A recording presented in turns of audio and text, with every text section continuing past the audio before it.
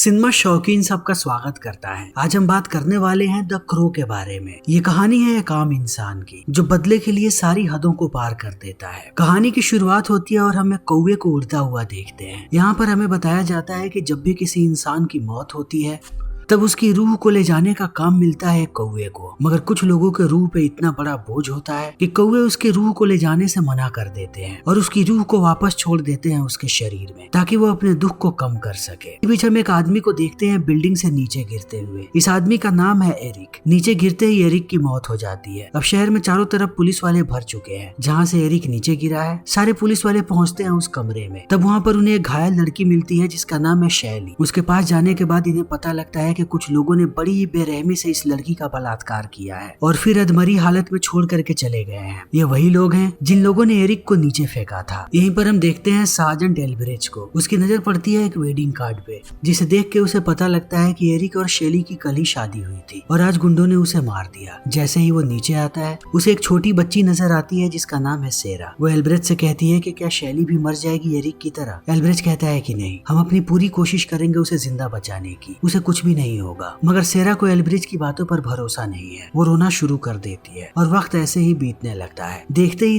1 साल का वक्त बीत चुका है। हम एरिक के कब्र को देखते हैं। उसके बगल में शैली की भी कब्र है, यानी शैली की भी मृत्यु हो गई। सेरा यहाँ पर हमेशा आती रहती है इन दोनों के कब्र के पास। आज भी वो इन दोनों से बातें करने आई है। जब वो जा रही होती है तभी देखती है कि एरिक के कब्र के ऊपर आकर के कौवा बैठा है। वो कौवे को थोड़ी देर तक घूरती है और चली जाती है। उसके जाने के बाद कौवा अपना चोंच मारना शुरू कर देता है एरिक के कब्र पे। दूसरी तरफ सेरा पहुंच जाती है एक दुकान पे जहाँ उसे खाना खाना है। यहाँ पर एल्ब्रेच भी है। वो सेरा को कहता है कि आज का खाना मेरी तरफ से। ये दोनों बातें करने लगते हैं। वहीं शहर की दूसरी तरफ हम एक गिरोह को देखते हैं जो एक दुकान को लूटने की कोशिश कर रहे हैं।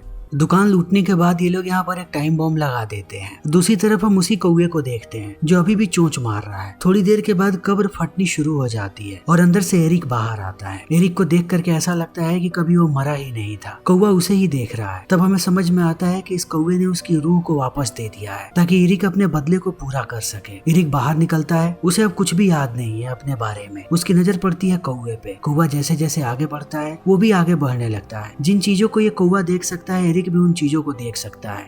अगर एक कौवा आसमान में होगा तो ऊपर से सारी चीजों को एरिक भी देख पाएगा। वो इसी हालत में पहुंचता है अपने पुराने घर में जहाँ पर उसकी और शैली की मौत हुई थी। अंदर जाते ही उसे अपनी बिल्ली नजर आती है। जब वो बिल्ली को छूता है तब उसे याद आता है कि इस बिल्ली के साथ क्या हुआ है और उसका रिश्ता क्या है। फिर वो एक एक करके घर की बाकी चीजों को छूता है। जैसे जैसे वो चीजों को छूते जाता है उसकी यादें वापस आने लगती है। वो किसी भी चीज को छू करके उसकी सारी यादों को संजो सकता है। इसी बीच वो देखता है कि उसके हाथ पर एक जख्म था जो अब धीरे धीरे ठीक हो रहा है। अब एरिक को सारी बातें याद आ चुकी हैं कि 1 साल पहले उसके साथ क्या हुआ था और वो कौन लोग थे जिन लोगों ने उसे मारा था और शैली का उसके सामने ही बलात्कार किया था। अब उसकी जिंदगी का एक ही मकसद है कि वो बदला ले और एरिक अब पहले से बेटर है। उसके पास एक कौवा भी है और कुछ अनोखी शक्तियाँ भी। वो अपने आप को तैयार करना शुरू कर देता है। सबसे पहले वो अपने चेहरे पे मेकअप लगाता है, वो भी बिल्कुल सफेद ताकि कोई भी उसे पहचान ना पाए। फिर वो काले कपड़े पहनता है ताकि रात के अंधेरे में गायब हो सके। वो ऊपर से देखता है पूरे शहर को। वो कौवा उसके कंधे पर ही बैठा हुआ है। दूसरी तरफ हम टिंटिन नाम के आदमी को देखते हैं। टिंटिन उन सारे लोगों में से एक है जिन लोगों ने एरिक को मारा था। वो अभी चोरी की कुछ चीजें बेचने आया है एक दुकान पे।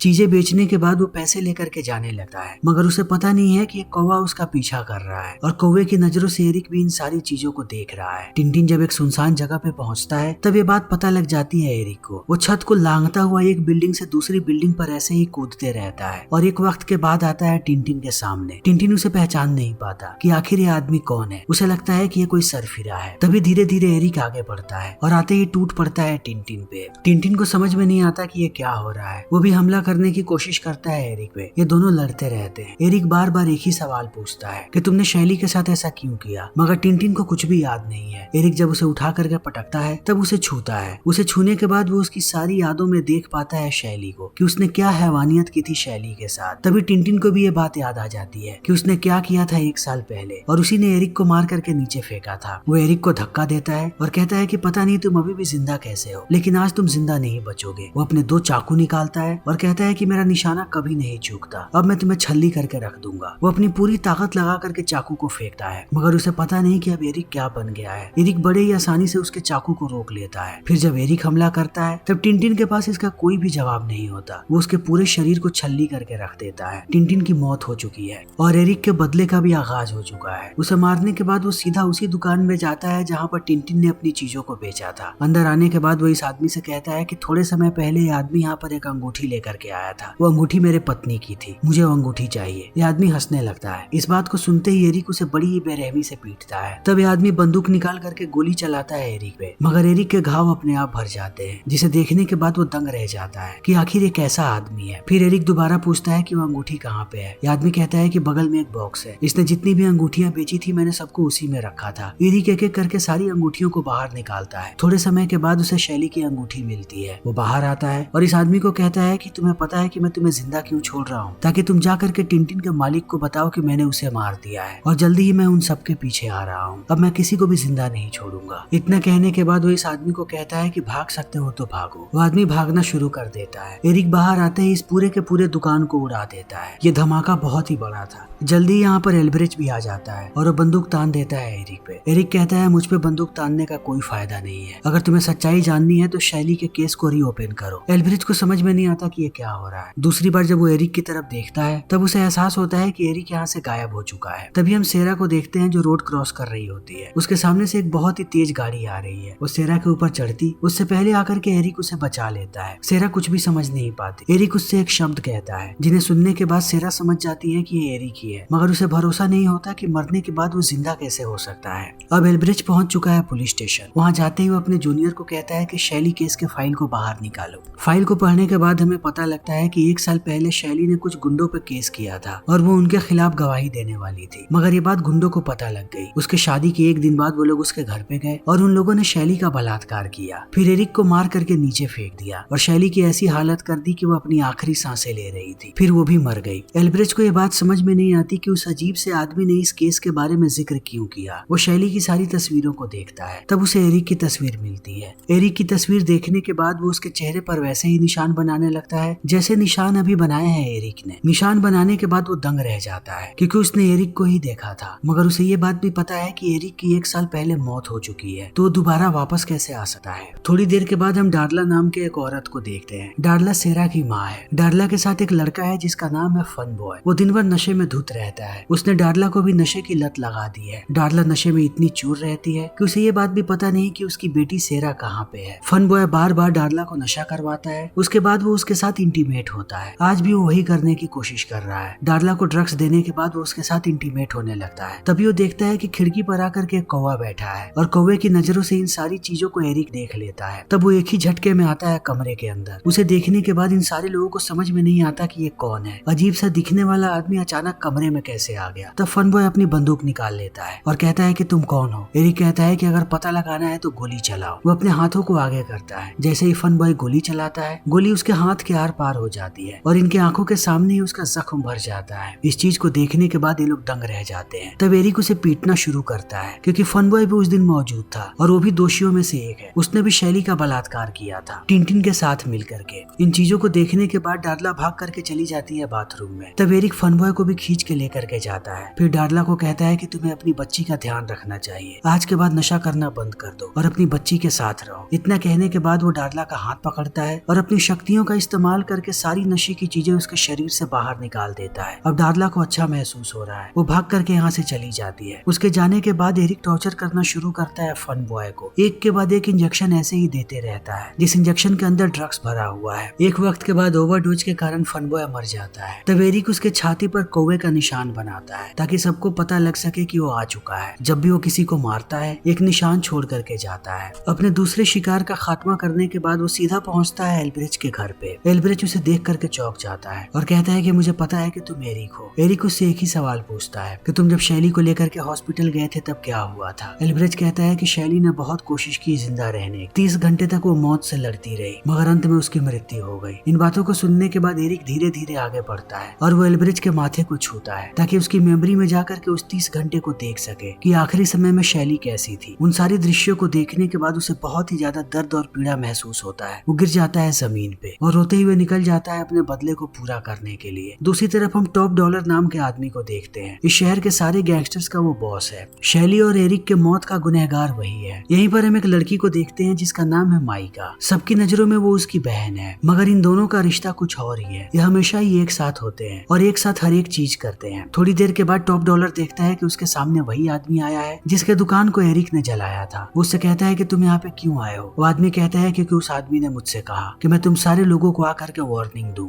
वो बताता है कि टिंटिन को भी उसी आदमी ने मारा है, उसके साथ साथ फन बॉय को भी। वो तुम्हारे लिए आ रहा है। उसने कहा कि वो तुम में से किसी को भी जिंदा नहीं छोड़ेगा। इन बातों को सुनने के बाद टॉप डॉलर आग बबूला हो जाता है और मार देता है इस आदमी को। तभी इसके गैंग के दो और लोगों को हम देखते हैं जिनका नाम है टी-बर्ड और स्कैंग। ये दोनों भी शामिल थे शैली के मौत में। टी-बर्ड एक कार लेकर के खड़ा है एक दुकान के बाहर और स्कैंग अंदर जाता है कुछ चीजें लेकर के आने के लिए। अंदर जाने के बाद जब वो चीजों को इकट्ठा कर रहा होता है तभी एरिक बंदूक तान देता है टी-बर्ड पे और उसे कहता है कि मैं जैसा कहता हूँ वैसा करो, गाड़ी चलाना शुरू करो। एरिक रास्ता बताता है और टी-बर्ड गाड़ी चलाते रहता है। स्कैंग इस चीज को देख करके आता है भागते हुए बाहर। वो भी एक आदमी से कार छीनता है। उसे पता है कि टी-बर्ड उसके बिना कहीं नहीं जाएगा, यानी कुछ न कुछ तो गड़बड़ है। टी-बर्ड आगे जाते रहता है और स्कैंग उसके पीछे कार लेकर के आ रहा है। थोड़ी देर के बाद एरिक एक बॉम्ब निकाल करके रख देता है टी-बर्ड के पास और गाड़ी चलता हुआ छोड़ के नीचे उतर जाता है। जैसे ही गाड़ी थोड़ी दूरी पे जाती है बॉम्ब ब्लास्ट होता है और उसी में चीथड़े उड़ जाते हैं टी-बर्ड के। उसके मौत के बाद यहाँ पर एरिक एक निशान बनाता है आग से और ये निशान है कौवे का। इन चीजों को देखने के बाद स्कैंग की हालत खराब है। अगले दिन हम सेरा को देखते हैं जो आती है एरिक के घर पे। उसे पता है कि एरिक जिंदा हो चुका है। वो पूरे घर में चिल्ला चिल्ला के उसे आवाज दे दी है। थोड़ी देर के बाद वो देखती है कि एरिक खिड़की पर ही खड़ा है। वो उसके गले से लग जाती है। एरिक को जिंदा देखने के बाद वो बहुत ही ज्यादा खुश है। तभी स्कैंग पहुंचता है टॉप डॉलर के पास और उससे कहता है कि टी-बर्ड मर गया। उसे मारने वाला वही आदमी है। वो बहुत ही ज्यादा खतरनाक है। वो अजीब सा दिखता है। उसके चेहरे पे पाउडर लगे हुए हैं। वो मुझे भी जिंदा नहीं छोड़ेगा और किसी को भी। मैं जितनी दूर हो सके यहाँ से उतना दूर जा रहा हूँ। वो भागने लगता है। अब टॉप डॉलर को भी ये बात समझ में नहीं आ रही। सबका मानना है कि वो एरिक ही है। तब टॉप डॉलर बात करता है अपने सबसे खास आदमी से जिसका नाम है ग्रेंज। वो ग्रेंज को कहता है कि इस गुत्थी को सुलझाओ और पता लगाओ कि एरिक जिंदा कैसे हो गया। यहाँ से निकलने के बाद ग्रेंज सीधा पहुंचता है एरिक के कब्र पे। वो देखता है कि उसके कब्र के आगे की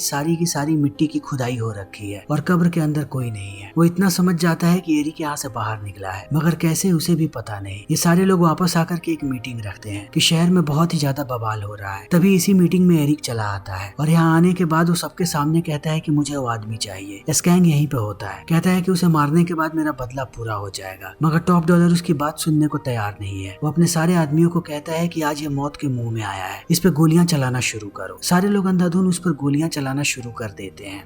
गोलियों से छल्ली होकर के वो गिर जाता है जमीन पे। तब सारे सेलिब्रेट करते हैं कि उन लोगों ने एरिक को मार दिया। तभी थोड़ी देर के बाद वो दोबारा उठ करके खड़ा होता है और सब पे गोलियां चलाना शुरू कर देता है। वो एक एक करके सबको मार रहा है। सबकी हालत खराब है कि ये क्या हुआ। सैकड़ों गोलियां लगने के बाद भी कोई जिंदा कैसे हो सकता है। जब तक लोगों को ये बात समझ में आती वो सबको गोलियों से छल्ली करके रख देता है। टॉप डॉलर ग्रेंज के साथ यहाँ से भाग रहा है, मगर स्कैंग यहीं पे है। अंत में वो बचता है एरिक के सामने। तब एरिक उसे मारता है और उसे लगता है कि उसका बदला पूरा हो गया। उस वक्त उसके घर पे सिर्फ 4 लोग ही आए थे और उन चारों को एरिक ने मार दिया। अब वो वापस जाने लगता है अपने कब्र की तरफ। कब्र के पास पहुंचने के बाद वो देखता है कि सेरा यहीं पर सो रही है। सेरा कहती है कि मैं तुम्हारा ही इंतजार कर रही थी, मुझे तुमसे बात करनी है। एरिक कहता है कि मेरा मकसद पूरा हो गया जिसके लिए मैं वापस आया था। वो अपने गले से चेन निकाल करके पहना देता है सेरा को, जिसमें शैली की अंगूठी है। फिर उससे कहता है कि अपना ख्याल रखना। सेरा यहाँ से जाने लगती है। तभी हम देखते हैं कि ग्रेंज यहीं पर इंतजार कर रहा था उसका। वो सेरा को पकड़ के लेकर के जाता है एक पुरानी बिल्डिंग में जहाँ टॉप डॉलर पहले से उसका इंतजार कर रहा था। सेरा बार बार एरिक का नाम चिल्लाती है मदद के लिए। टॉप डॉलर जैसे ही सेरा के गले में उस चेन को देखता है उसे खींच के अपने पास रख लेता है। तब सेरा दोबारा चिल्लाती है और एरिक उसकी आवाजों को सुन करके आता है वापस। अंदर आने के बाद वो देखता है कि ग्रेंज ने उस पर बंदूक तान करके रखा है। वो सबको कहता है कि सेरा को छोड़ दो, तुम लोगों की दुश्मनी मुझसे है। टॉप डॉलर कहता है कि गोली चलाओ, मगर ग्रेंज एरिक पे गोली ना चला करके उसके कौवे पे गोली चलाता है। उसने सारी गुत्थी को सुलझा लिया है कि एरिक जहाँ पर भी जाता है कौवा उसके के साथ जाता है, यानी कि एरिक की शक्तियां इस कौवे से ही है। कौवे को जैसे ही गोली लगती है वो घायल होकर के नीचे गिर जाता है। तब ये लोग एरिक पर गोली चलाते हैं। कौवे के घायल होने के कारण अब एरिक के घाव ठीक नहीं होते। तब ये लोग कौवे के पास पहुंचते हैं उसका काम तमाम करने के लिए, ताकि एरिक का भी काम तमाम हो जाए। मगर ये लोग गोली चलाते उससे पहले यहाँ पर एल्ब्रिच आ जाता है और वो अंधाधुन गोलियां चलाना शुरू कर देता है। सबसे पहले वो काम तमाम करता है ग्रेंज का। इस चीज को देखने के बाद अब टॉप डॉलर ऊपर जा रहा है सेरा के साथ और माइका उस घायल कौवे को उठा लेती है।